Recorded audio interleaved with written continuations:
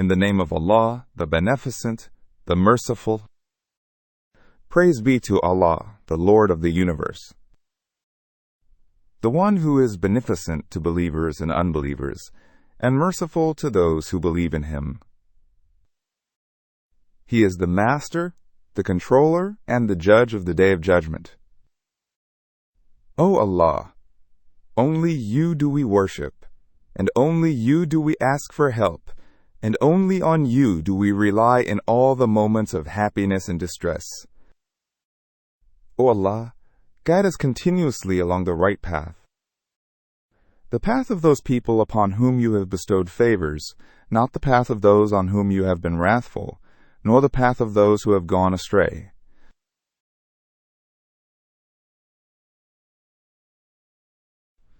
Alif Lam Mim. This book, the Quran, is a book in which there is no doubt about its being the revelation from Allah. It is a guidance for those who guard themselves against displeasing Allah, i.e. Muttaqin. The Muttaqin are those who 1.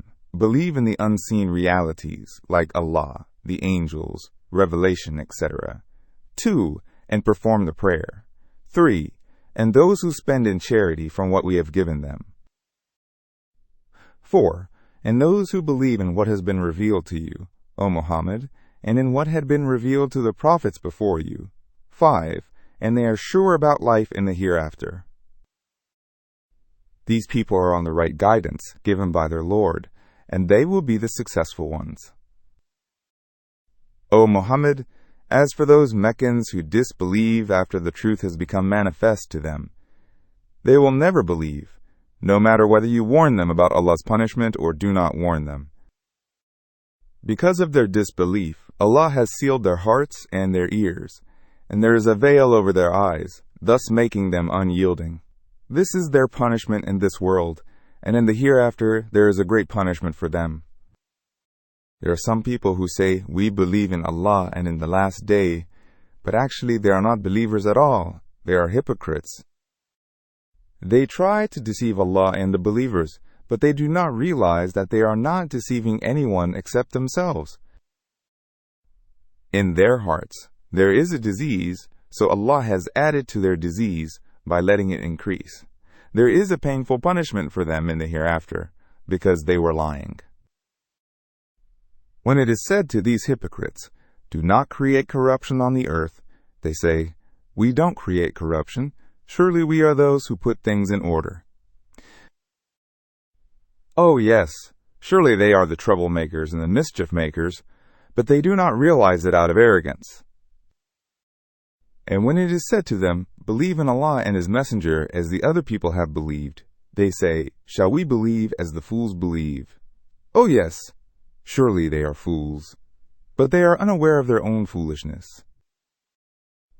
When the hypocrites meet the believers, they say, we believe in Allah and His Messenger, but when they are alone with their devils, they say, surely we are with you, we are just mocking the believers by saying to them that we believe. Allah will mock them on the Day of Judgment. In this world, Allah has left them wandering astray in their rebellion to increase their punishment in the hereafter. These hypocrites are the ones who have bought error at the price of right guidance. Their bargaining was not profitable, nor were they rightly guided. Their parable is like the parable of a person who was entrapped in utter darkness, and he kindled a fire to light his torch. But when the fire had illuminated all areas around him, Allah took away his light, e.g. by means of a wind, and left him entrapped in utter darkness. They do not see. They are spiritually deaf, mute, and blind, and thus they will not turn back from the wrong path to the right guidance. In the same way, a hypocrite declares that he is a believer so that he could benefit from some of the rights of a Muslim like marriage, inheritance, etc. But at the time of death, when a person most needs his faith and deeds, Allah rejects all the acts of the hypocrite and leaves him in utter grief and darkness.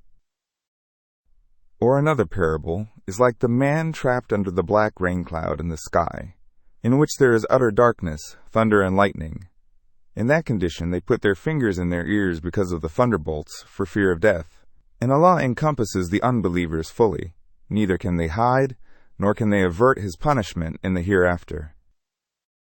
The lightning almost dazzles their eyes. Whenever the lightning illuminates the way for them, they walk in it, and when darkness descends on them, they stand still. If Allah had wished, He would certainly have taken away their hearing and sight. Surely Allah has power over all things. In the same way, because of the contrast between a hypocrite's heart and tongue, he is always in suspense. Whenever he meets someone, he cannot utter a word to him unless he becomes sure that this person is a true believer or one of us. So before talking to anyone, he is always to be cautious. Whenever the lightning shows the way for him, he walks in it, and whenever darkness descends on him, he stands still wondering what to do. O people, do not be like the unbelievers or the hypocrites. You should worship your Lord, who has created you and those who were before you. By worshipping, you may hopefully guard yourselves against displeasing Allah. Worship Allah, who has made the earth into a bed, i.e., dwelling place, for you and the sky into a canopy, the one who sends down the rain from the clouds, and by means of rain, He makes the fruits grow and thus provides subsistence for you. Therefore, do not set up partners for Allah while you know His grace. And if you are in doubt about the Quran which we have revealed to our servant Muhammad, and you assume that he has forged it, then produce a chapter like it and call on your helpers besides Allah for help if you are truthful. And if, after trying your best, you are not able to produce it, and surely you will never be able to do so, then fear the fire whose fuel is people and the idols made of stones, the fire which has been prepared for those who do not believe in this book and its teachings. O Muhammad, convey the good news to those who believe, and do good deeds. The good news is that surely for them indeed are the gardens in heaven, in which the rivers flow. Whenever they shall be given a fruit from it as sustenance, they will say, "This is what was given to us before in the world." They shall be given fruits that will be like the fruits of this world, in appearance and name, but different in quality and taste, and therein it they shall have wives who will be pure from worldly uncleanliness. These blessings will not be for a short period, rather the believers shall be in it forever. For demonstrating the truth, Allah is not ashamed to give any parable in the Quran, be it of a small thing such as a gnat, or of anything larger than that. As for the believers, they know that the parable is the truth from their Lord. As for the unbelievers, they will say, "What does Allah mean by this parable?" By these parables, Allah intends to mislead many people who disbelieve in Him, and to lead many who believe in Him. And remember that He does not mislead anyone except the transgressors and the wrongdoers, who break the covenant of Allah after its confirmation and sever the relationship which Allah has ordered to establish between the families and believers, and create chaos and corruption on the earth. They are the losers in the hereafter. How can you disbelieve in Allah? You do not exist, and so He created you and gave you life. He will then cause you to die, and then on the day of judgment He will bring you to life again. Then you shall be returned to Him for giving an account of your deeds and receiving reward or punishment accordingly. How can you disbelieve in Allah? He is the one who has created for you all the things that are on the earth, and then He equally focused on the heaven and made them into 7 heavens, and He knows everything. When your Lord said to the angels, "I am indeed going to place a vicegerent, Khalifah, on the earth," the angels, by considering the physical dimensions of humans, i.e., anger and passion, said, "What will you place on the earth? The one who will create corruption in it and shed blood of each other. O Lord, are you going to make such a creature your Khalifah, whereas we sing your praise and glorify you?" Allah said, "Surely I know the qualities and virtue of humans, which you do not know." To show the worthiness of humans, Allah taught Adam all the names of the chosen ones from among his descendants, who will not act wickedly or shed blood on this earth. Then He presented those spiritual forms to the angels and said, "Tell me the names of these spiritual forms if you are true in your assumption that you are better than Adam." They said, "Glory be to you, We have no knowledge except what you have taught us. You are surely the all-knowing and the wise. Then he said, O Adam, tell them the names of those spiritual forms. When Adam told them those names, Allah said to the angels, Did not I say to you that I know the unseen realities, the heavens and the earth, and I also know what you manifest and what you hide? When we had created Adam, we said to the angels, Prostrate, i.e., do sajda before Adam. All of them prostrated, except Iblis the Satan, who refused and was haughty, and thus he became one of the unbelievers. After we had created Adam and Hawa, Eve, we said, O Adam, dwell you and your wife in the garden, and eat from it freely as many fruits as you wish. The only prohibition is that do not approach this tree, otherwise you will run into harm. But the shaitan made them slip from that garden by luring them into eating the fruit of the forbidden tree, and thus got them out from the state of felicity in which they had been. So we said to Adam, Hawa, and the shaitan, All of you get down from the garden to the earth, some of you being the enemies of the others, and there is on the earth your abode and the necessities of life for a fixed time. When Adam became aware of his weakness, he felt remorseful and wished to ask Allah's forgiveness. So Adam received some words of repentance from his Lord. These words were names of the spiritual forms of the beloved creatures of Allah, taught to him earlier. By beseeching these names, he earnestly asked for forgiveness, and Allah turned to him mercifully and forgave him.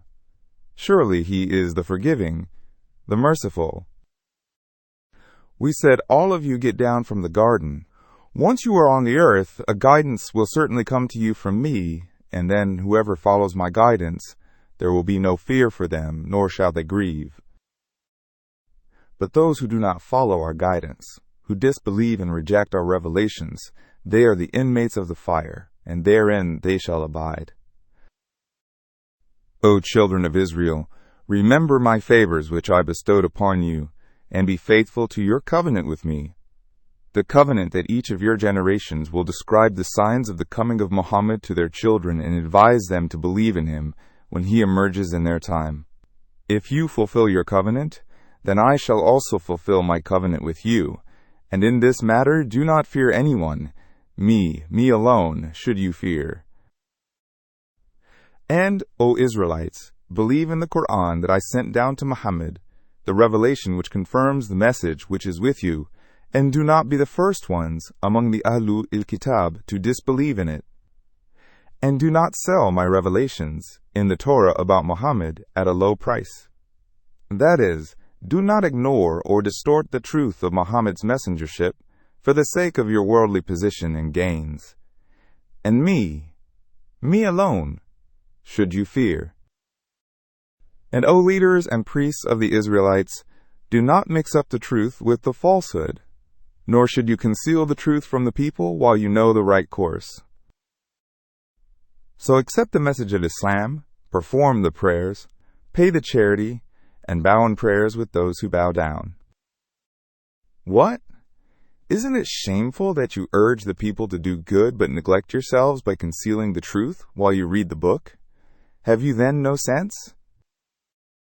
Seek assistance through patience and prayer. Of course, prayer is a hard thing, except for those who are humble. The humble people are those who know that they shall meet their Lord, and that to Him they shall return.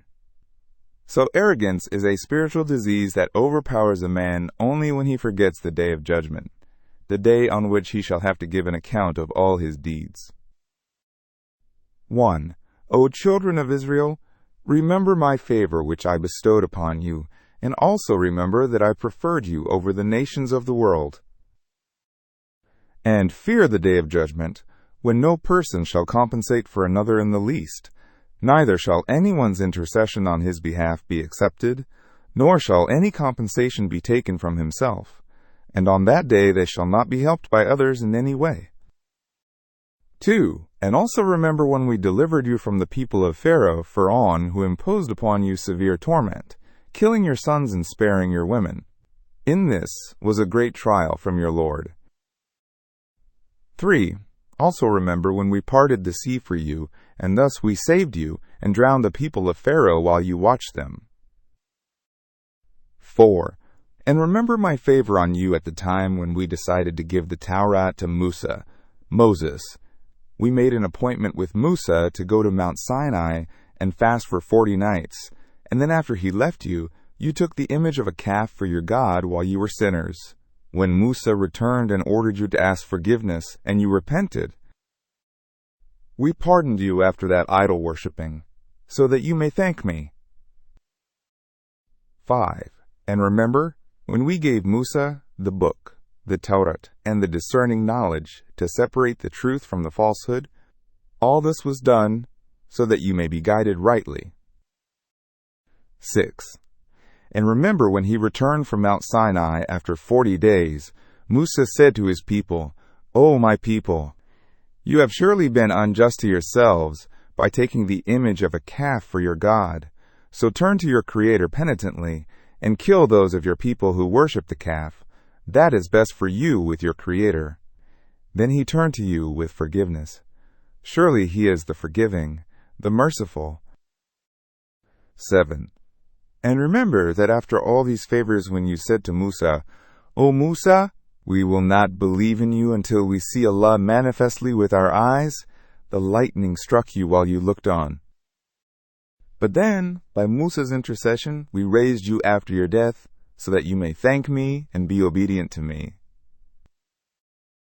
8. Not only this, but when you could not bear the hot sun of the desert, we made a shade over you by the clouds. We sent down to you manna and quails, and we said, Eat of the good things that we have given you. By their wrongdoings and mischief the Israelites did not harm us, rather they were harming themselves. 9. When they left the desert, they reached a city. And then we said, Enter this city, and eat from it as much as you wish. And enter the city's gate in the state of prostrating, and say repenting words. If you do so, we will forgive you your wrongdoings, and give more blessings to those who do good. But those who were unjust among them changed my commands for a saying other than what was said to them. So we sent upon the unjust ones a pestilence from the heaven, because of what they were sinfully doing. 10. And when various tribes of the Israelites said that each of them wanted to have a drinking place for themselves, Musa asked for water for his people. We told him, Strike the rock with your staff. Then as soon as Musa struck the rock, 12 springs gushed out from it, and each tribe knew its drinking place. We said, Eat and drink from the provision of Allah, and do not act wickedly on the earth, creating chaos. 11. And remember when you said, O Musa, we shall not bear with only one type of food. Therefore, pray to your Lord for us, so that he may bring forth for us what the earth grows, of its herbs, cucumbers, garlic, lentils, and onions. Allah said, Will you exchange that food, which I have sent from heavens, and which is better for that which is comparatively inferior? Then go to a city. There you will find what you asked for. Because of their wrong choice, shame and humiliation was imposed upon them, and thus they brought Allah's wrath upon themselves. This was because they were disbelieving in the revelations of Allah and killing the prophets without any justification. They reached this worst stage of their behavior because they disobeyed and were exceeding the limits. Surely those who just call themselves the believers, the Jews, the Christians, and the Sabi'in will not gain salvation. Of course, whosoever truly believes in Allah and the last day and performs good deeds as guided by the prophets, they shall have their reward from their Lord, and there shall be no fear for them, nor shall they grieve on the day of judgment. 12. And remember when we took a promise from you, O the Israelites, to follow Taurat's prophecy about Muhammad. But when you refused to fulfill your pledge, we lifted Mount Sinai over you, and then we said, Take firm hold of the Taurat that we have given you, and remember what is in it. By remembering Taurat's teachings, and thus following them, you may guard yourselves against displeasing me. Then you obeyed and turned back to Allah after that threat. So were it not for the grace of Allah and His mercy on you, you would certainly have been among the losers. In this verse one can see that sometimes even the threats and punishments of Allah are a grace because they are meant to open our eyes and mend our wrong ways. You certainly know about those people among you who indulged in worldly works on Saturdays and thus exceeded the forbidden limits of the Sabbath. We said to them, "Be," i.e. change into apes that are spurned.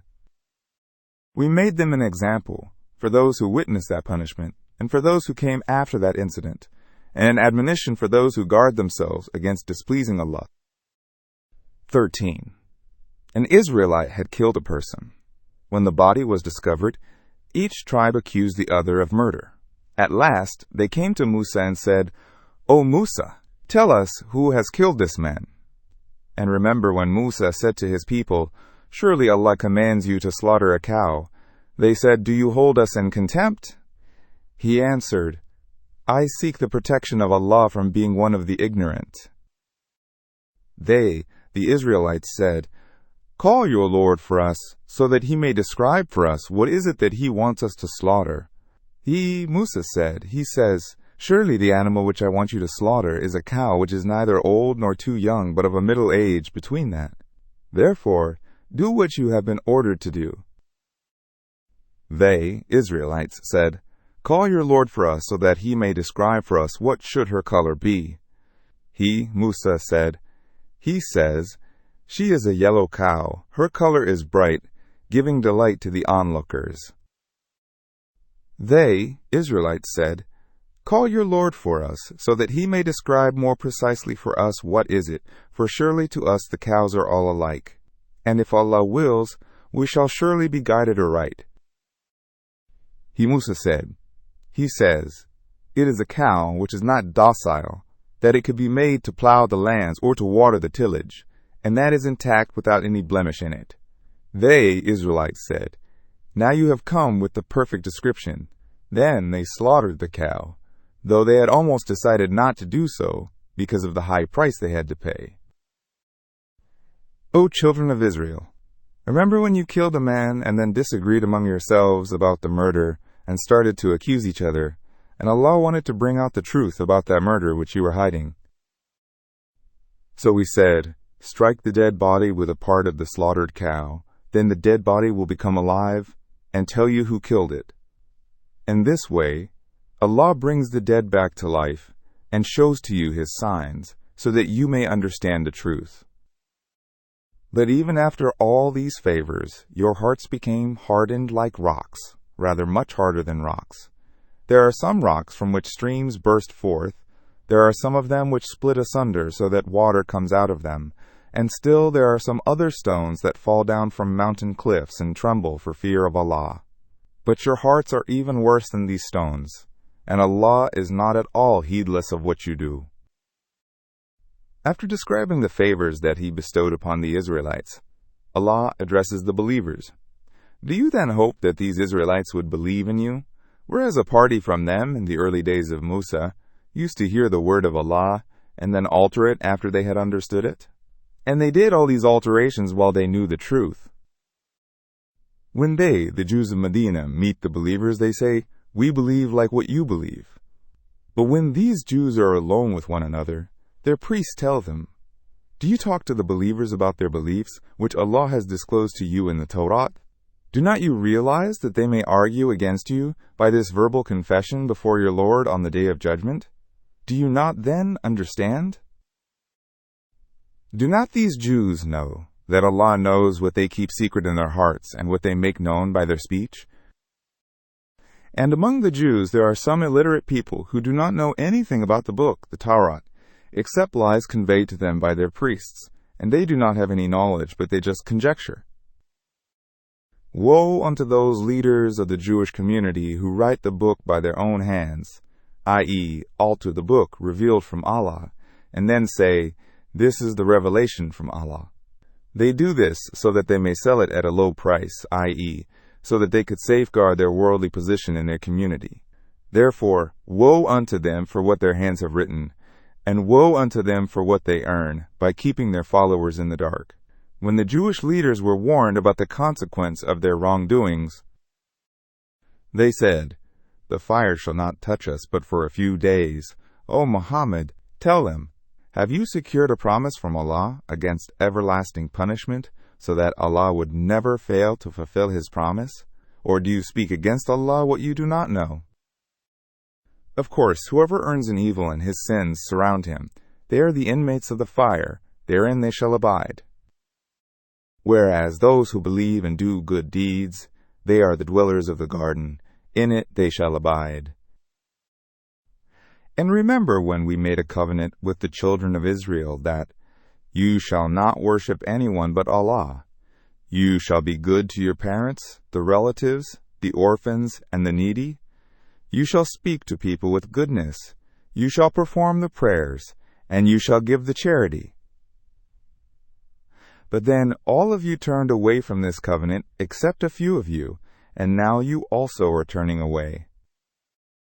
And also remember when we made a covenant with you, O Israelites, that you should not shed your own blood by killing each other, nor should you turn your own people out of your neighborhood.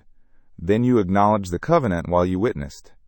There were 2 Jewish tribes in an area around Medina, Bani Qurayza and Bani Nadir. Both were aligned to 2 rival Medinese tribes. The former was aligned to Aws, and the latter was aligned to Khazraj. When the 2 Medinese tribes fought, their Jewish allies would also fight on opposite sides. Then you were the ones who killed your own people and turned a group from among yourselves out of their neighborhood, and you helped one another against them sinfully and aggressively.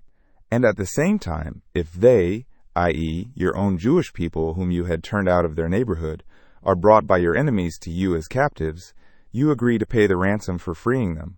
Of course, turning them out of their neighborhood was unlawful for you. Do you then believe in some teachings of the book, the Torah, and disbelieve in the others? What then is the punishment of those among you who do so except disgrace in the worldly life, and on the day of resurrection they shall be sent to the most grievous punishment? And Allah is not at all heedless of what you do. These were the people who bought the present life at the price of the hereafter, so in the hereafter their chastisement will not be lightened for them, nor shall they be helped. We certainly gave Musa the book, the Torah, and after him we sent many messengers, one after the other. And we gave Isa ibn Maryam, Jesus son of Mary, the clear signs like raising the dead and curing the lepers, and we supported him with the Ruhul Qudus, the Holy Spirit. All these messengers and books were sent for your guidance, O children of Israel. But look at you.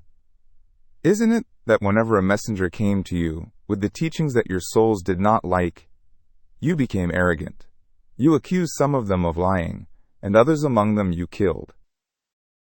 These Jews say, our hearts are covered by our beliefs, and so your call can't reach us. Nay, rather, Allah has cursed them because of their disbelief, and thus their hearts have become hardened. So rarely do they believe in Allah's words. And when a book, the Quran, came to them from Allah verifying the message of Torah about Muhammad's advent, which was still with them, and those Jews so firmly believed in that message that before the Prophet's emergence, they used to pray for victory against those who disbelieved in it. But when the book had come to them with the message they had known, they disbelieved in it. Allah's curse is on the unbelievers. Evil is the thing for which they have sold their souls by disbelieving in what Allah has revealed. They disbelieved in Muhammad out of envy that Allah should send down His grace, i.e. prophethood, on whomsoever He pleases from among His servants.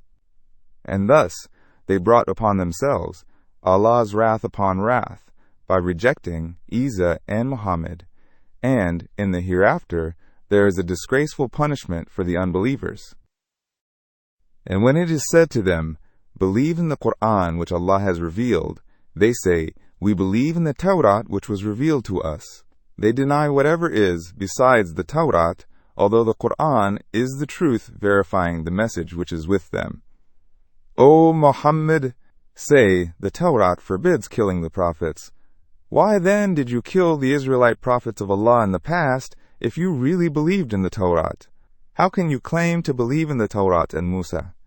Read the history of your ancestors and see that Musa had surely come to you with clear signs of his truth, yet during his absence of only 40 days you took the image of a calf for God while you were transgressors.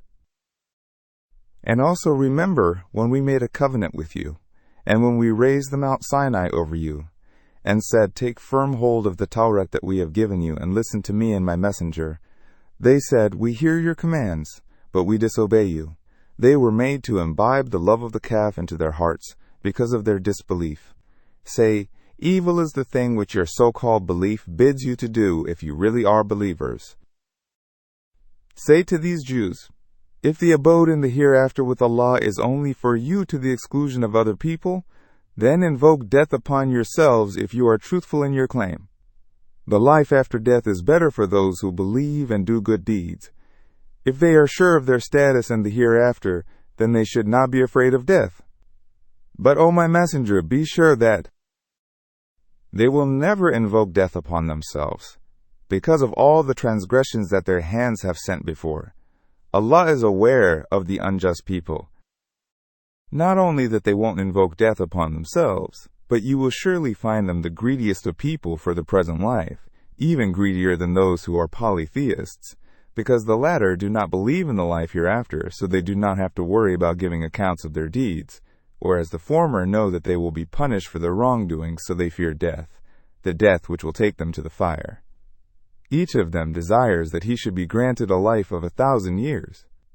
But they should know that being given a long life will in no way remove them further off from the chastisement, and Allah sees what they do.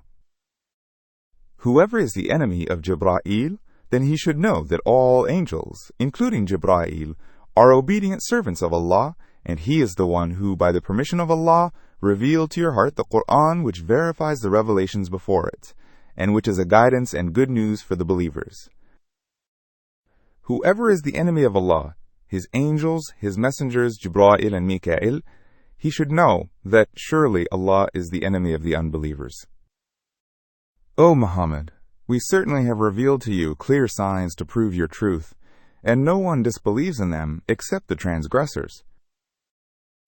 What? Whenever they make a covenant, a group of them violates it, and most of them do not believe. And when there came unto the Israelites a messenger from Allah confirming the message that was already with them, a group from the Ahlul Kitab discarded the book of Allah, the Tawrat, behind their backs and acted as if they didn't know anything about it. The Israelites rejected the revelation of Allah, and they followed what the shaitans recited to the unbelievers who lived in the time of Prophet Sulaiman's kingdom. The shaitans inspired into the unbelievers' minds that Solomon was not a prophet or a believer. He was rather a sorcerer and magician, and he had acquired such a great kingdom through sorcery.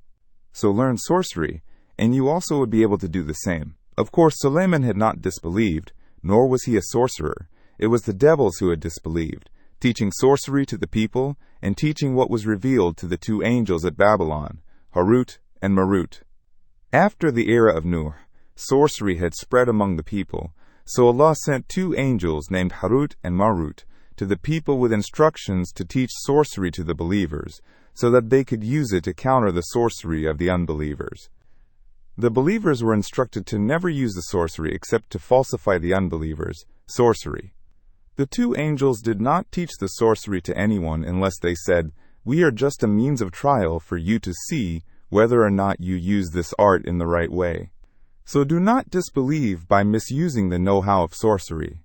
The unbelievers learned from the shaitans and from what was revealed to those two angels, the art of sorcery, by which they could create separation between a man and his wife.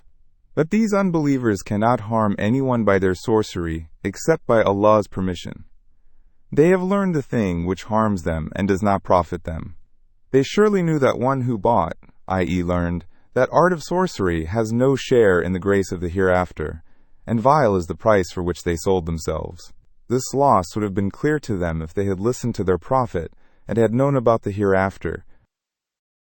Had they believed in Allah and guarded themselves against displeasing Him, their everlasting reward from Allah would have been better than the worldly profits they might have gained from sorcery. Had they known it, the Jews of Medina were also the same. They believed in the lies about the Prophet imbibed into their minds by their leaders and priests. O you who believe, do not say Ra'ina but say Anzurna. Please wait for us, and listen carefully to what the Prophet says to you so you don't have to interrupt him. And for the unbelievers who insult the Prophet say, Sami, there is a grievous punishment.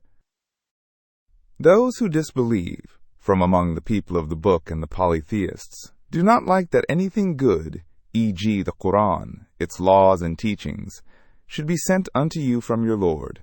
But Allah chooses for His mercy, i.e., the prophethood and messengership, whomsoever He wishes, and surely Allah is the Lord of mighty grace. We do not abrogate the command of a verse, ayat, or make you forget it, but that we bring as its replacement a verse which is better than the abrogated one, or at the least like it. Don't you know that Allah has power over all things, so He can change the laws for you as He wished? Don't you know that to Allah belongs the kingdom of the heavens and the earth? Besides Allah, you do not have any guardian or helper. Whenever the Prophet brings the laws from Allah, the believers must obey him. He is infallible and never utters anything except what Allah reveals to him. O the believers! Do you want to question your messenger about the laws he brings to you, as Musa was questioned by the Israelites before? Do not emulate the Israelites who frequently doubted their prophet, although he had already helped them many times. And whoever exchanges faith for unbelief by questioning the prophet Sa'im, he has surely lost the right path. Many of the people of the book, notably the Jews, wish to turn you back to unbelief after you have believed. This wish springs from their envy after the truth about Muhammad's prophethood had become manifest for them. They were envious that the awaited prophet was raised among the Arabs and not among the Israelites. For the time being, you, the prophet, and the Muslims should try to excuse and overlook their behavior until Allah brings about His final decision concerning them. Verily, Allah has power over all things. You should just ignore them and perform the prayers, pay the wealth tax, and be sure that whatever good deeds you send forth for yourselves, you shall find that with Allah and be rewarded accordingly. Surely Allah sees what you do. They, the people of the book, say, none shall ever enter the paradise except one who is a Jew or a Christian. These are their vain wishes. O Muhammad, tell them, bring your proof if you are truthful in your claim. Yes, indeed, whoever submits himself to Allah and is a good doer, for him is his reward from his Lord. And for such people there shall be no fear on the day of judgment, nor shall they grieve at the time of death. The Jews say that the Christians do not stand on a grain of truth, and the Christians say that the Jews do not stand on a grain of truth, although they all read the book, revealed from Allah. This is the same as what the ignorant ones of Mecca say about others. Allah will decide between them on the day of judgment in what they differ. Who can be more unjust than the one who prevents the believers from the mosques of Allah to recite His name therein, and who strives to ruin it? These are the people who should not enter the mosque except in the state of fearing the punishment of Allah. For them is disgrace in this world, and in the hereafter there is a great punishment for them. O you who believe, do not be disappointed if the unbelievers prevent you from going to the masjidu. The haram as Allah's is the east and the west. Therefore, wherever you turn, you will find the amass face of Allah. Surely, Allah is all-pervading and all-knowing. They say that Allah, glory be to Him, has taken unto Him a son or a daughter. Nay, His is all that is in the heavens, the angels, and the earth, humans. Everything is obedient to Him. He is the originator, creator from ex nihilo, of the heaven and the earth. And whenever He decrees a thing, He only says to it, be, and it comes to exist. And those who have no knowledge, i.e. the polytheists of Mecca, say, why does Allah not speak to us directly? Or, why does a sign not come to us? Those unbelievers who were before them also said the same. Their hearts are alike. We certainly have demonstrated the signs for the people who are sure, and who accept the truth when they see it. O Muhammad, Verily, we have sent you with the truth as a bearer of glad tidings and a warner of Allah's punishment. You have performed your duty concerning the unbelievers, and on the day of judgment you shall not be questioned about the inmates of fire. O my messenger, howsoever you try to explain the truth to the people of the book, the Jews or the Christians will never be pleased with you unless you follow their religion. Whenever they ask you to do so, just say, Verily, the guidance from Allah, the religion of Islam, is the true guidance. And if you follow their whims after the knowledge which has come to you, then you would not find from Allah a friend or a helper. Those people to whom we have given the book, the Quran, they read it as it should be read, and they are the ones who believe in it, and those who disbelieve in it, they are the losers. O children of Israel, remember my favor which I bestowed upon you, and that I preferred you over the nations of the world. And fear the day of judgment when no person shall compensate for another in the least, neither shall any compensation be taken from himself, nor shall anyone's intercession on his behalf profit him, and on that day they shall not be helped in any way. Remember, when his Lord tried Ibrahim with certain words, i.e. tests, he fulfilled them. As a reward for Ibrahim's success in the last trial, Allah said, Verily, I make you an imam, guide, leader for the people. Ibrahim was so much pleased with this honor of imamat that he wished it to remain in his family. So he prayed to Allah, and of my offspring, Allah said, O Ibrahim, your prayer is accepted, but remember that my covenant about making your offspring imams will not reach the unjust ones. And remember when we made the house, i.e. the Kaaba, a place of frequent visits for the people, and a sanctuary for humans and animals. No man or animal can come to harm in the Masjidu al-Haram. Even if a criminal takes refuge in the Masjidu al-Haram, the authorities cannot arrest him in the mosque. They can adopt some other methods to force him to come out of the mosque and then arrest him. You should make the Maqam Ibrahim a place of prayer. And we assigned Ibrahim and Ismail to purify my house for those who go around the Kaaba, for those who seclude themselves temporarily in Masjidul Haram, and for those who bow down and prostrate in that masjid. And remember when Ibrahim prayed to Allah, My Lord, make this place a secure town and provide its people with fruits.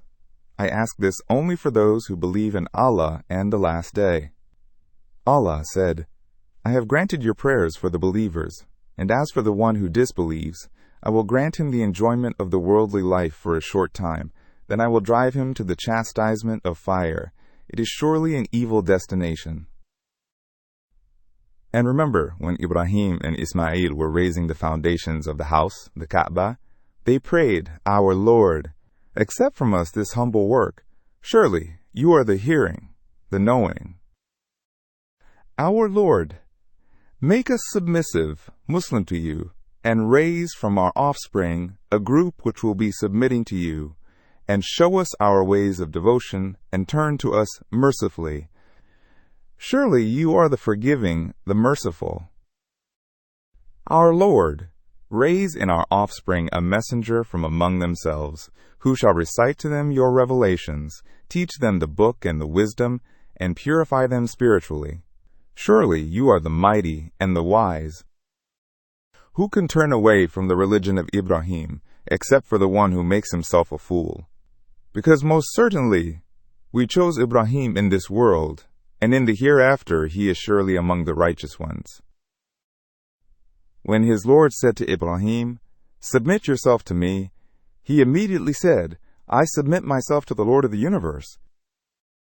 Not only that he submitted himself to Allah, but Ibrahim even enjoined the same to his sons, and Jacob, also did the same.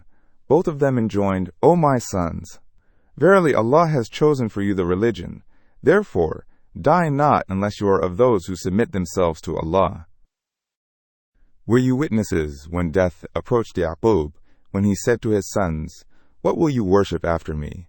Yaqub's sons said, We will worship your God and the God of your fathers, Ibrahim, Ismail, and Ishaq, the God who is only one, and to him we submit ourselves. Anyhow, these were the people who have passed away. In the hereafter they shall get what they earned, and you shall get what you earn, and you shall not be questioned for their deeds. The Jews and the Christians say, "Become Jew or Christian, and only then will you be rightly guided." O Muhammad, tell them, "Nay, we shall not follow you. We follow the religion of Ibrahim, the upright one, and Ibrahim was not one of the polytheists like you." Say, "We believe in Allah, in the religion that has been revealed to us through Muhammad, in the religion which was revealed to Ibrahim, Ismail, Ishaq, Isaac, Yaqub, and the tribes, in the Torah and the Injil which was given to Musa and Isa, and in the other books which were given to the other prophets from their Lord. We do not make any distinction between any of them about their truth, and to Him we submit ourselves." If they, the people of the book, believe in like what you believe in, then they are rightly guided. But if they turn away from these beliefs, then they are in great dissension. Allah will suffice you against them, and He is the hearing, the knowing. The religion, Sibha, of Allah is the truth. And what can be better than Allah's religion? And Him do we worship. O Muhammad, say to them, "Do you dispute with us about Allah, that why did He choose me, an Arab, as a prophet? Then you should know that He is our Lord, as well as your Lord.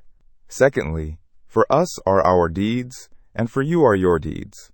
And thirdly, we are sincere to Him." So it shouldn't surprise you if you find that some other people have achieved a higher position in the view of Allah.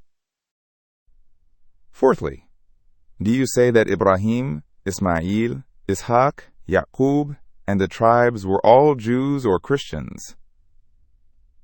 O Muhammad, tell them, do you know better or Allah? Who can be more unjust than the one who conceals the testimony which he has from Allah that Ibrahim passed away long before the advent of Judaism and Christianity? And Allah is not at all heedless of what you do. Anyhow, these were the people who have passed away. In the hereafter they shall get what they earned, and you shall get what you earn, and you shall not be questioned for their deeds. So just worry about your own outcome on the day